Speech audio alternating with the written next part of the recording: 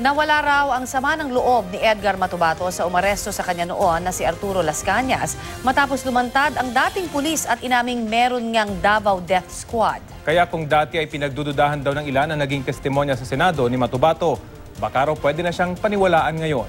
Narito ang aking report. Ako, tuwang-tuwa ako. Hindi ko alam ang gagawin ko. Parang masaya din ako, umiyak din ako.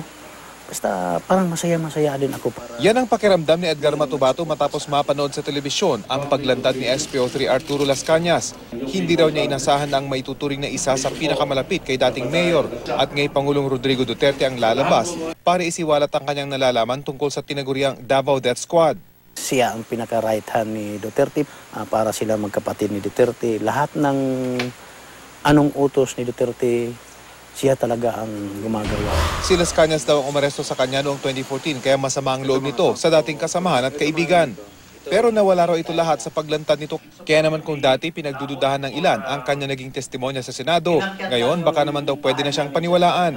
Di hamak naman daw kasing mas kilala nila ni Las Cañas si Duterte kaysa sa mga senador na nagtatanggol sa kanya ngayon.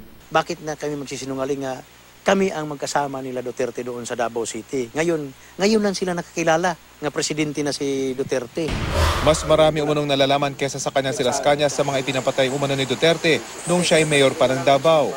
Sa public testimony ni Las Cañas, isa sa 6 na insidente na binanggit ng retiradong pulis ang pambobomba sa mga moske.